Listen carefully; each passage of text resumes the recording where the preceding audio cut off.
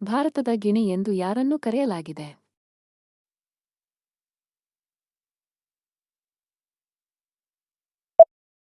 ಅಮೀರ್ ಖುಸ್ರೋ. ಎರಡನೇ ಪಾಣಿಪತ್ ಕದನ ಯಾವಾಗ ನಡೆಯಿತು?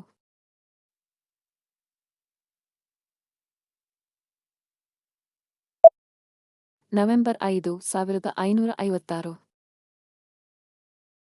ಹೋಮ್ ರೂಲ್ ಚಳುವಳಿ ಯಾವಾಗ ಪ್ರಾರಂಭವಾಯಿತು?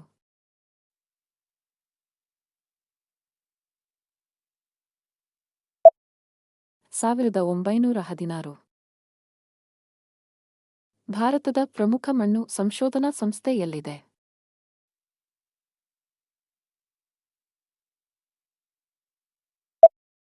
ಮಧ್ಯಪ್ರದೇಶದ ಭೋಪಾಲ್. ಯಾವ ರಾಜ್ಯ ಸರ್ಕಾರವು ಆದಿ ಗೌರವ ಸಮ್ಮಾನ್ ಪ್ರಶಸ್ತಿಯನ್ನು ಸ್ಥಾಪಿಸಿದೆ?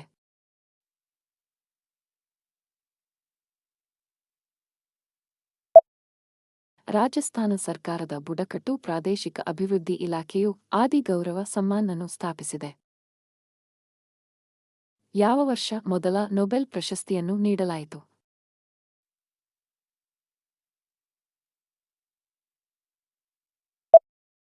ಮೊದಲ ನೊಬೆಲ್ ಪ್ರಶಸ್ತಿಗಳನ್ನು 1901ರಲ್ಲಿ ನೀಡಲಾಯಿತು.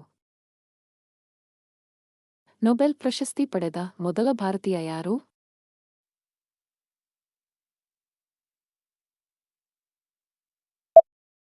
ರವೀಂದ್ರನಾಥ ಟ್ಯಾಗೋರ್. ಸೌರವ್ಯೂಹದಲ್ಲಿ ಎಷ್ಟು ಗ್ರಹಗಳಿವೆ?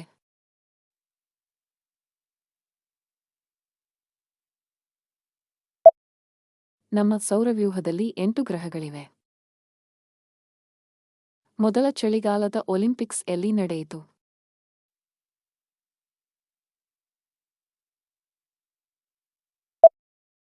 ಚಾಮೋನಿಕ್ಸ್.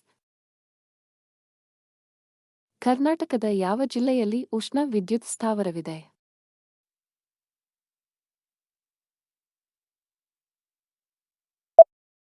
ಕರ್ನಾಟಕದ ಹಲವಾರು ಜಿಲ್ಲೆಗಳು ರಾಯಚೂರು, ಬಳ್ಳಾರಿ, ಉಡುಪಿ ಮತ್ತು ಬಿಜಾಪುರ ಸೇರಿದಂತೆ ಉಷ್ಣ ವಿದ್ಯುತ್ ಸ್ಥಾವರಗಳನ್ನು ಹೊಂದಿವೆ.